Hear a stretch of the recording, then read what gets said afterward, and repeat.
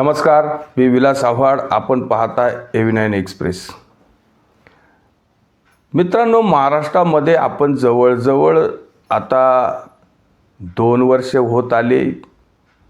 काही शब्द आपल्या कानावर आपण सारखे सारखे ऐकत असतो. गद्दार, खोके, मिंदे, शिंदे, गद्दारी, खंजीर खुपसला, पाठीत खंजीर खुपसला, इकडे खंजीर खुपसला, तिकडे खंजीर खुपसला, या अशा प्रकारचे शब्द ऐकून ऐकून आता अक्षरशः आपले कान पिकले. आणि मग काही लोकांनी तर म्हणायचं, हा गद्दारीचा शिक्का कसा मिटेल, हा गद्दारीचं चिन्ह कसं काय तुमच्या पाठीवरून जाईल. नेमकं कुणी कोणाबरोबर गद्दारी केली, नेमकं काय केलं की म्हणून ते लोक गद्दार आहेत आणि त्यांनी कोणाप्रती प्रामाणिकपणा दाखवायला पाहिजे, या सगळ्या गोष्टीचं उत्तर आजपर्यंत मिळालेलं नाही.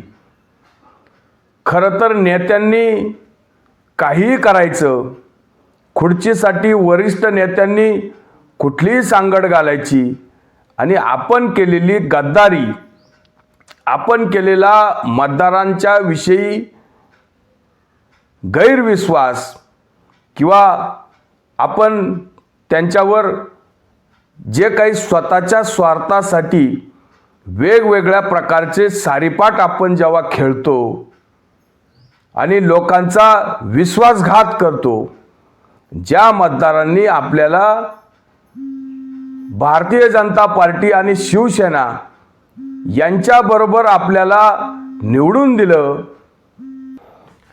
राजकीय नेत्यांनी गद्दारी आणि मग आपण आपल्या स्वार्थासाठी वेगवेगळ्या प्रकारचे स्वार्थी लोक गोळा करून आपल्या स्वार्थासाठी, राजकीय फायद्यासाठी लोकांच्या मतांचा विचार करायचा नाही, लोकांचा विश्वासघात करायचा.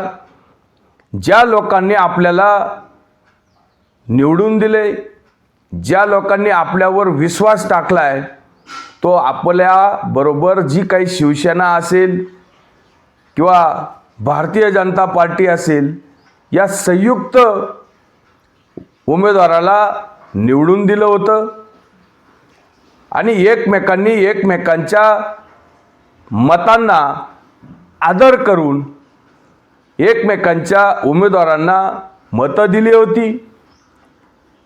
मग शिवसेनेच्या लोकांनी भारतीय जनता पार्टीच्या उमेदवाराला मतं दिली असतील किंवा भारतीय जनता पार्टीच्या लोकांनी शिवसेनेच्या लोकांना मतं दिली असतील आणि हे पंतप्रधान करण्यासाठी, नरेंद्र मोदींना पंतप्रधान करण्यासाठी एक विचारांनी मतं दिली असतील किंवा राज्यामध्ये देवेंद्र फडणवीसांना मुख्यमंत्री करण्यासाठी मतं दिली असतील.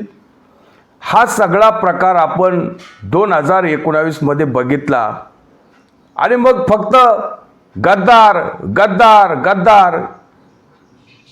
शिवसेना फुटली, शिवसेनेमधून 40 लोक बाहेर पडले, एकनाथ शिंदे आणि 40 आमदार शिवसेनेतून बाहेर पडले आणि मग त्यांनी वेगळा विचार केला. त्यांनी बऱ्याच दिवस तर खरं तर नेतृत्वाला सांगितलं होतं की तुम्ही हे करा, आम्ही कुठेही गेलेलो नाही, आम्ही शिवसेनेतच आहे, तुम्ही राष्ट्रवादीचा पाठिंबा विड्रॉल करा. पण ज्या उद्देशाने 2.5 वर्ष सरकार बनवलं, तो उद्देश हा केवळ देवेंद्र फडणवीसांना बाहेर टाकण्यासाठी, आणि तो उद्देश यांचा पूर्ण पण झाला. देवेंद्र फडणवीसांच्या पाठीमध्ये खरं तर यांनी खंजीर खुपसला.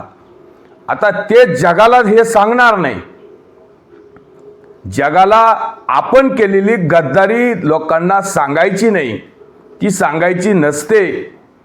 का तर आपण केलेलं जे काही पाप आहे ते लोकांना दाखवायचं नसतं आणि मग त्याच्यासाठी वेगळी थेअरी मांडायची. मग त्याच्यासाठी काय सांगायचं? गद्दारी तर आम्ही केली, पण मग त्याच्यासाठी वेगळी थेअरी मांडायची. अमित शहाने आम्हाला एका बंद खोलीमध्ये 2.5 वर्षाचा शब्द दिला होता. फक्त हे लपवण्यासाठी वेगवेगळं थेअरी मांडायची, वेगवेगळे गद्दारीचे मुद्दे मांडायचे. पण या सगळ्या गोष्टी 2018 पासूनच शरद पवार आणि उद्धव ठाकरे यांचं शिजत होतं. आता गद्दारी हा महाराष्ट्रामध्ये एक शब्द असा प्रचलित झाला आहे की तो पुसत नाही. शिवसेनेच्या बाबतीत असं झालं, नंतर आता राष्ट्रवादीच्या बाबतीत तसंच झालं. आता शरद पवार म्हणतात आमचा पक्ष गेला, आमचं चिन्हही गेलं, आमचे आमदार गेले, आमचे खासदार गेले, आमचे मतदार गेले, अख्खं होलसेलमध्ये गेलं, चोरीला गेलं. खरं तर शरद पवारांचा पक्ष हा मुळातच शरद पवारांनी इकडून तिकडून चोऱ्या करूनच मिळवलेला आहे. कधी काँग्रेसची चोरी, कधी आमक्या घराण्याची चोरी, कधी मुंडे घराण्याची चोरी, कधी मोहिते घराण्याकडून चोरी, कधी भोसले घराण्याकडून चोरी. अनेक घराणं शरद पवारांनी फोडले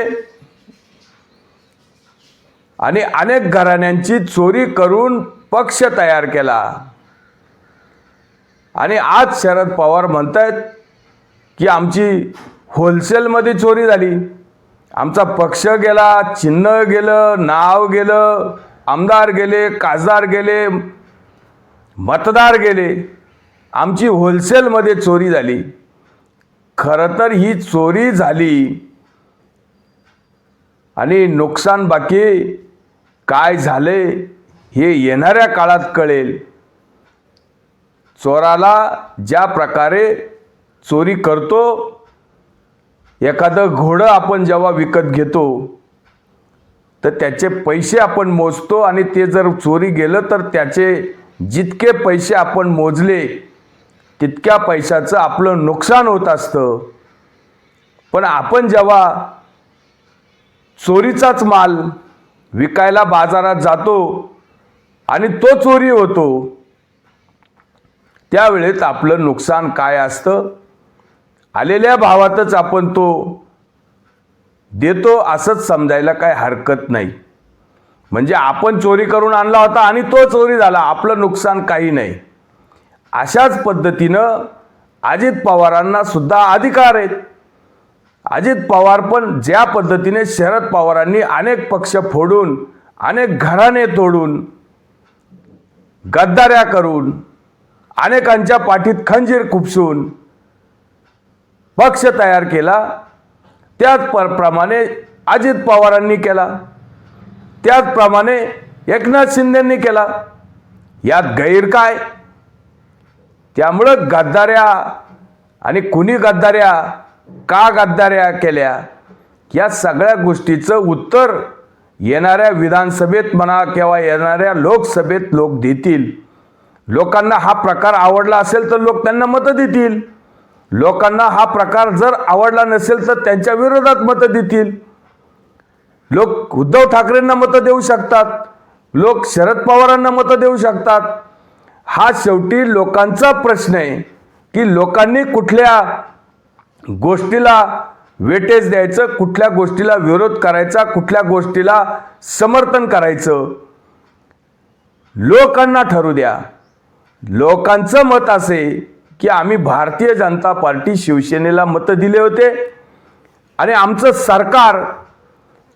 सरकार भारतीय जनता पार्टी आणि शिवसेनेचं येईल अशी अपेक्षा आम्ही करत होतो. पण उद्धव ठाकरेंनी काँग्रेस आणि राष्ट्रवादी बरोबर जाऊन आमच्या मतांचा अनादर केला, आमचा विश्वासघात केला आणि याच गोष्टीची शिक्षा उद्धव ठाकरेंना झाली किंवा होईल. आणि शरद पवारांनी काय केलं? ज्या ज्या वेळेस शरद पवारांना पत्रकार विचारित होते की तुम्ही काय करणार आहे, तुम्हाला काय, तेव्हा शरद पवार सांगत होते की आम्हाला विरोधात बसण्यासाठी मतदान जनतेने दिले, आम्ही विरोधात बसणार आहे. आणि आतून बाकी सगळे खलबत चालू होते आणि यांना सत्तेमध्ये बसायचं होतं, भारतीय जनता पार्टीला बाहेर ठेवायचं होतं. ह्या सगळा प्रकार आपण इतक्या पाठीमागे जाऊन बघितलेला आहे. तेव्हा गद्दारी आपण मतदारांबरोबर करतो. आपल्याला जर विरोधात बसण्यासाठी मतदारांनी मतदान केलं असेल तर आपण विरोधात बसलं पाहिजे. आपण कोणाबरोबर गद्दारी करतोय हे शरद पवारांना माहिती आहे, उद्धव ठाकरेंना माहिती आहे किंवा एकनाथ शिंदेंना माहिती आहे, अजित पवारांना माहिती आहे. गद्दारी आपण का करायची या सगळ्या गोष्टी या नेत्यांना माहिती आहे. आणि गद्दारी कुणी केली, काय केली ही जनता ठरवेल. जनतेच्या मनात जर एकनाथ शिंदेंनी गद्दारी केली असेल तर जनता ठरवेल, गद्दारी जर अजित पवारांनी केली असेल तर जनता ठरवेल. हे अजित पवारांना किंवा एकनाथ शिंदेंना शरद पवारांनी किंवा उद्धव ठाकरेंनी गद्दार गद्दार म्हणणं ह्याच्यापेक्षा जनता काय म्हणते, जनतेला यांच्या बाबतीत काय वाटतंय हे महत्त्वाचे. तेव्हा गद्दार म्हणून कोणी गद्दार होत नाही आणि स्वतःला नेता म्हणून कोणीच नेता होत नाही, खुद्दार होत नाही. या सगळ्या गोष्टी सिद्ध होतील, थोडेच दिवस आहे सिद्ध व्हायला, नक्कीच सिद्ध होतील. त्यासाठी लोकांना वेळ द्यावा लागेल. वेळ तर आता जास्त नाही आहे, पण कमीत कमी महिन्याच्या आतमध्ये या सगळ्या गोष्टीचा खुलासा होईल. कोण किती पाण्यात आहे, कोण किती भूमिकेत आहे, कुठल्या भूमिकेला लोक समर्थन करतात, कुठल्या भूमिकेचं वेलकम करतात, कोणाला विरोध करतात. येणाऱ्या सगळ्या काळामध्ये या सगळ्या गोष्टी स्पष्ट होतील. तुर्तच थांबतोय. व्हिडिओ आवडला असेल तर लाईक करा, शेअर करा. धन्यवाद.